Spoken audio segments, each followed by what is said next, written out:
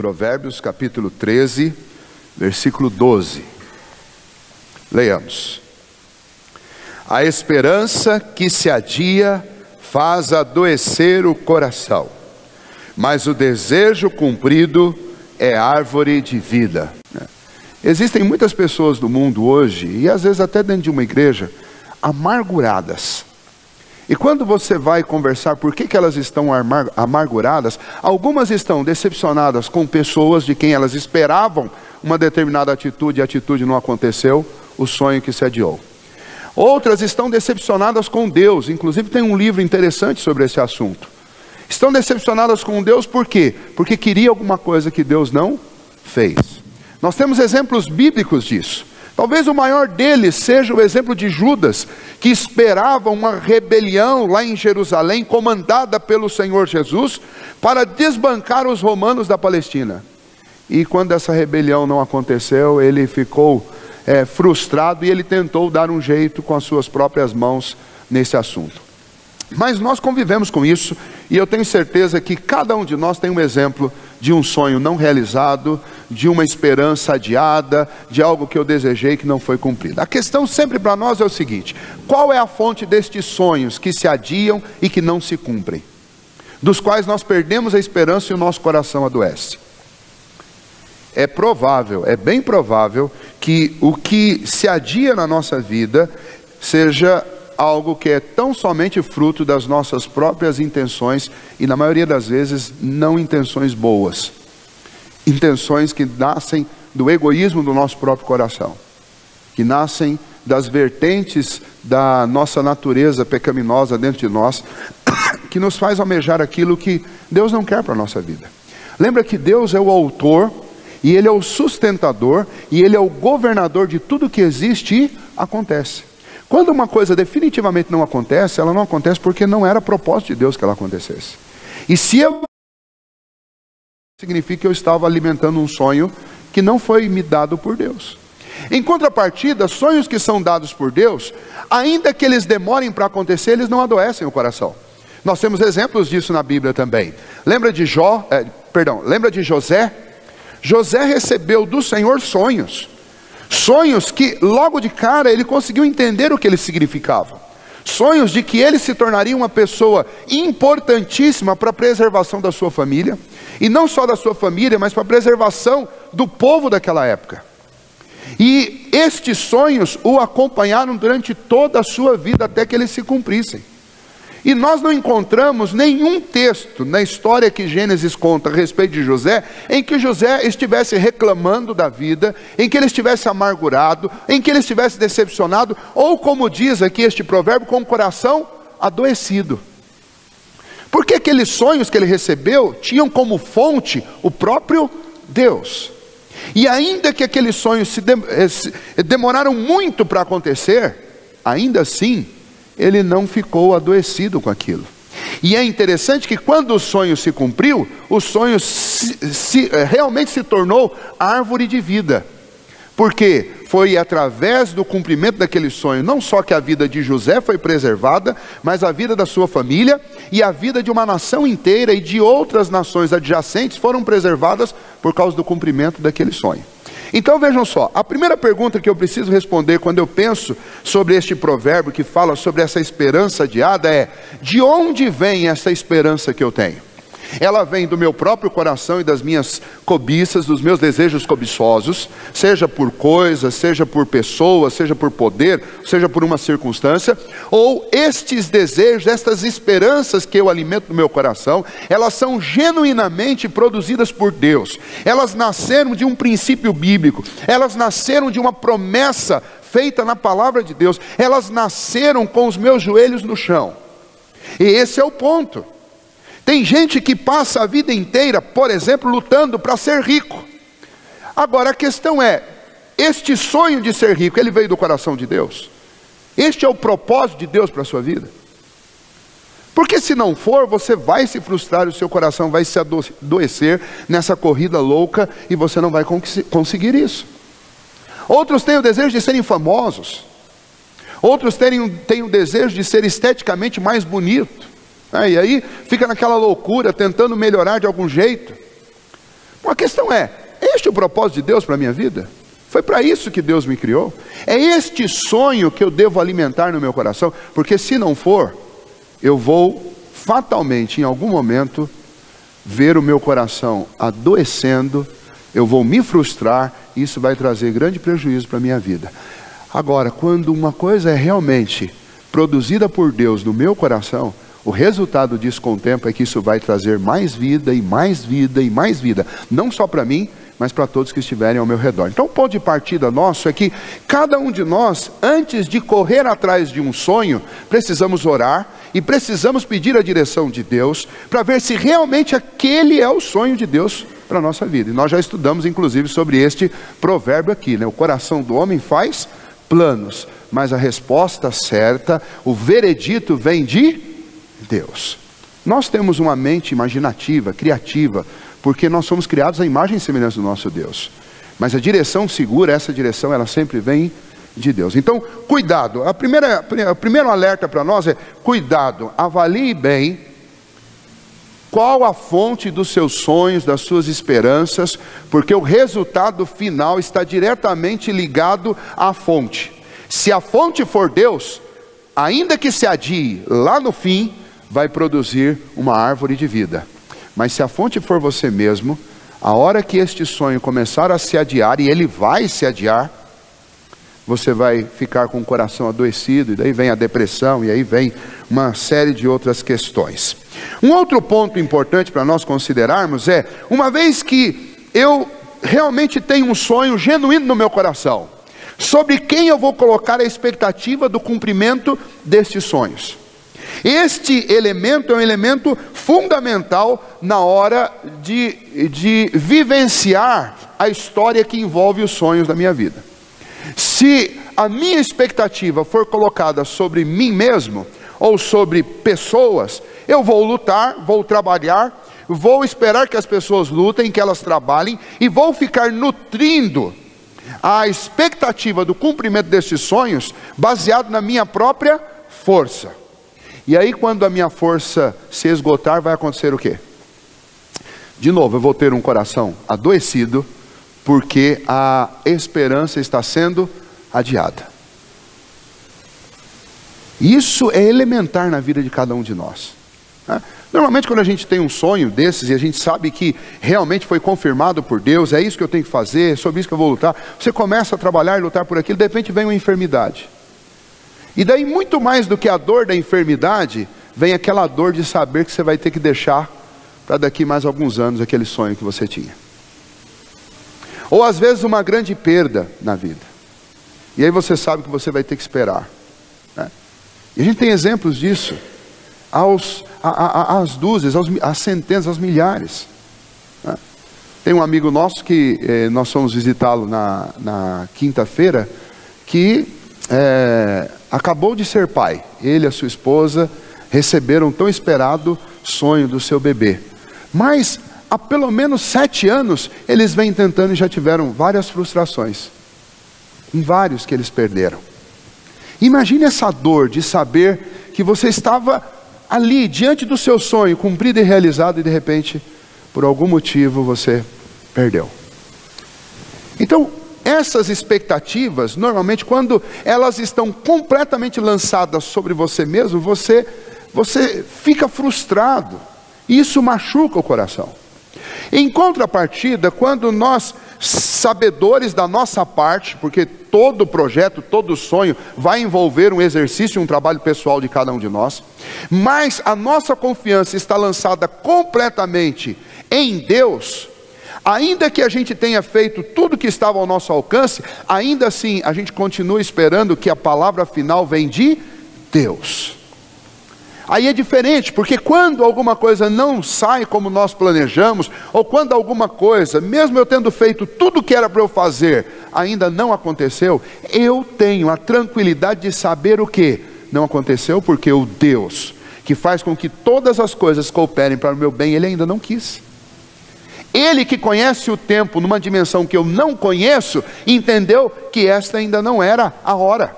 quando Ele escreveu a minha história, porque o Salmo 139 diz que os nossos dias estão escritos e determinados por Deus, antes que qualquer um deles houvesse. Quando Ele escreveu a minha história, Ele escreveu um dia certo para o meu sonho acontecer. E ainda que eu tenha trabalhado e me esforçado para que o sonho acontecesse aqui, Deus está dizendo, ainda não é o momento.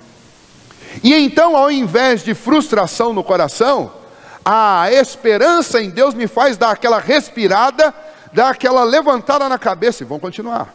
Porque eu sei que a hora que Deus quiser, vai acontecer, e vai ser maravilhoso. E o fato de Deus ter me poupado de acontecer agora, também é uma bênção. Por quê? Porque aquilo que vem fora do tempo de Deus, ou aquilo que diz respeito ao meu tempo e não ao tempo de Deus, não vai me fazer bem. Tanto é que Deus me livra de passar por isso, né? Tem muitas coisas que a gente fala assim, olha, não foi da vontade de Deus.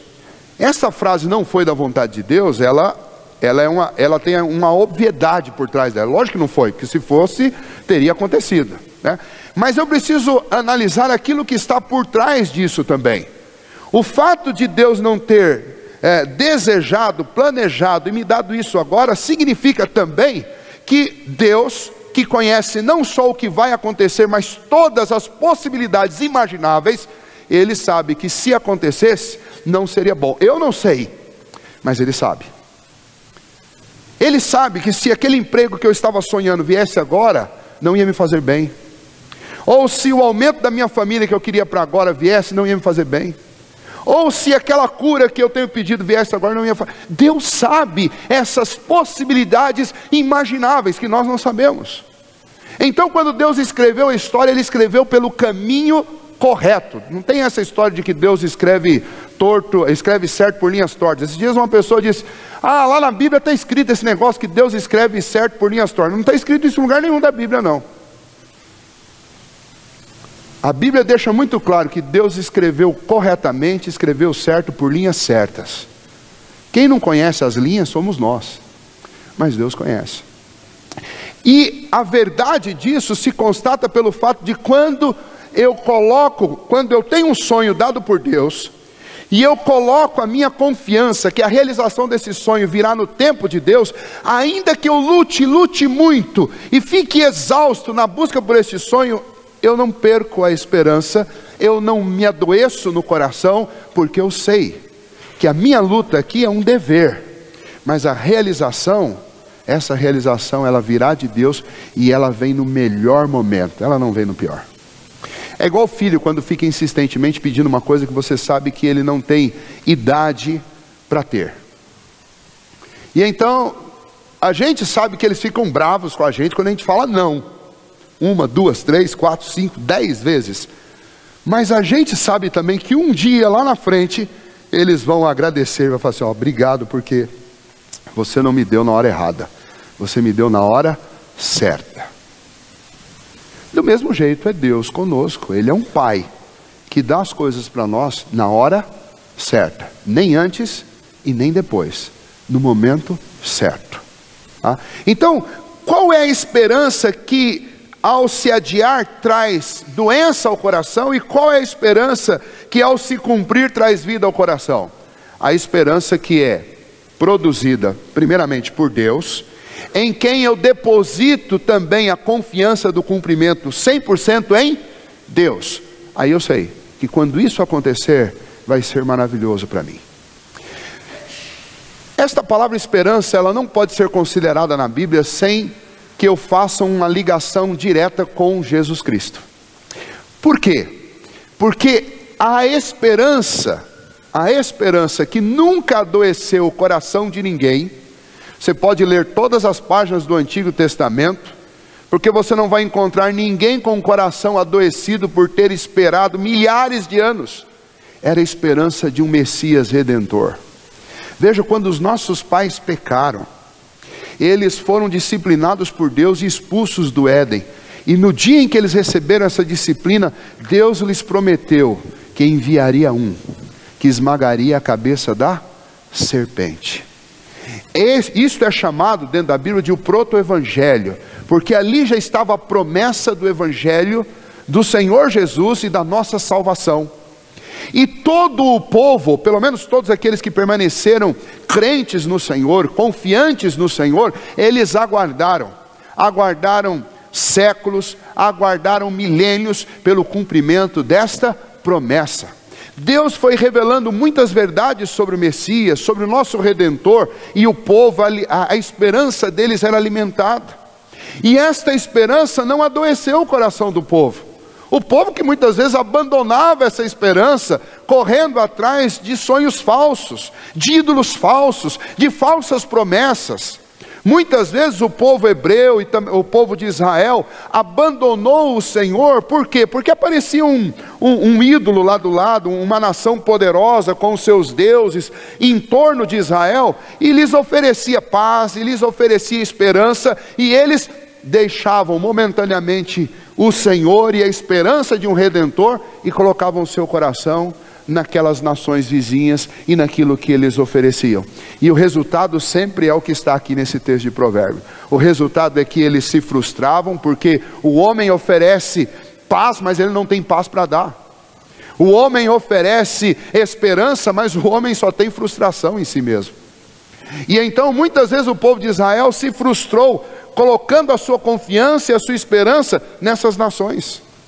Mas sempre houve um remanescente que não se frustrou, porque continuou firme, depositando a sua esperança e a sua expectativa em Deus. E o resultado disso é que essa esperança se confirma na vinda do Senhor Jesus Cristo. E o Senhor Jesus, que é a nossa esperança, sempre foi a esperança do povo de Deus, Ele realizou a obra que precisava ser feita em nosso favor, para que nós fôssemos salvos. E quando nós estudamos, como estamos estudando a carta aos Hebreus, nós estamos aprendendo que a fé, o que é no final das contas? A fé é a certeza de que existe um Deus, é a confiança de que aquilo que Ele prometeu vai se cumprir, é a esperança de que, ainda que seja improvável aos olhos humanos, aquilo que o Senhor prometeu, Ele fará. Então a palavra esperança está diretamente ligada com a fé que nós temos. E agora você percebe a importância desse versículo. O que esse versículo diz em harmonia com todas as escrituras é que quando você deposita a sua esperança a respeito da sua vida, a respeito do futuro, a respeito da salvação da sua alma, em qualquer lugar diferente de Deus, você vai ter o coração adoecido e você vai se frustrar. Mas quando você coloca a sua esperança em Deus, quando o seu sonho nasceu no coração de Deus e termina no coração de Deus, colocando sua expectativa maior em Cristo Jesus, o resultado disso é a árvore de vida. Adivinha com quem? Com quem nós vamos encontrar esta ilustração da árvore de vida nas Escrituras? Quem é a videira verdadeira? Jesus, da qual nós somos os ramos. De onde nós podemos ter vida abundantemente? De Cristo Jesus. Ele diz: sem mim nada podeis fazer. Ou seja, a minha esperança, ela tem, no final das contas, ela precisa estar inteiramente lançada sobre o Senhor e sobre o seu Filho Jesus Cristo. A esperança sobre casamento é no Senhor Jesus Cristo. É esperança sobre profissão, é em Cristo. É esperança sobre os problemas que nós enfrentamos, as crises familiares, as crises econômicas, as crises emocionais. Em quem eu preciso pôr a esperança? É em Cristo. São sonhos e esperanças que eu tenho a respeito da vida dos meus filhos. Em quem eu preciso depositar a minha esperança? Em Jesus Cristo. E isto é o que este provérbio está nos ensinando. Ele está me ensinando que colocar o meu coração alimentado, cheio de sonhos que não procedem de Deus, e depositar as minhas expectativas em qualquer outro lugar diferente de Deus, vão trazer doença para o meu coração. Mas quando eu ponho isso no lugar certo, quando eu sonho os sonhos de Deus para a minha vida, alimentando o meu coração com a palavra de Deus, buscando confirmação de Deus em oração, quando eu dependo do cumprimento dos meus sonhos inteiramente de Deus, o resultado é que isso me leva para a árvore de vida, que é Jesus Cristo. Por isso que Paulo diz: posso todas as coisas naquele que me fortalece. De onde vêm os meus sonhos? Vem de Deus. Quem me ajuda a realizar estes sonhos? É o Senhor. Qual é a minha certeza de que eles se realizarão? É o Senhor. Porque todas as coisas são possíveis a Cristo Jesus. E tudo é possível àquele que crê. Se creres, verás a glória de Deus. Aonde você tem colocado a sua esperança? De onde procedem os seus sonhos e sobre quem você tem lançado a esperança da realização deles? Os nossos sonhos, eles precisam ser avaliados seriamente, para que nós não vivamos iludidos com sonhos que nascem da nossa própria carne. Os nossos sonhos precisam ser colocados diante do trono de Deus e confirmados pelo Senhor. E a realização deles depende inteiramente de Deus. E qual que é a minha parte disso? A minha parte é lutar todos os dias. Lutar e dar todos os passos para realizar este sonho. Porque o papel de Deus é confirmar o que eu faço. O papel de Deus é garantir a eficiência daquilo que nós estamos fazendo. O que eu não posso fazer é o que Deus vai fazer. Eu tenho um trabalho diário. Mas a minha confiança, ela precisa estar em Deus. Porque eu sei que ainda que eu falhe, ainda que eu lute, ou ainda que eu acerte e faça tudo certo, a realização dos meus sonhos depende diretamente da ação de Deus, de confirmar o que eu faço, de fazer o que eu não consigo fazer, e de trazer este sonho na hora certa, não no meu horário, não no meu calendário, mas no calendário de Deus. Então, esta palavra sonho e esta palavra esperança é uma palavra que precisa ser considerada com toda seriedade, porque você pode estar diante ou de um coração enfermo e adoecido, ou de uma árvore de vida. Tudo realmente depende de qual é a fonte do seu sonho e aonde você tem colocado a sua confiança de que ele vai se cumprir. A resposta para as duas perguntas tem que ser Deus. A fonte tem que ser o Senhor. E a minha confiança de que vai se cumprir, a minha esperança tem que estar também no Senhor. É a única chance que eu tenho de não deixar o meu coração adoecer por sonhos não realizados e não cumpridos ou adiados na minha vida.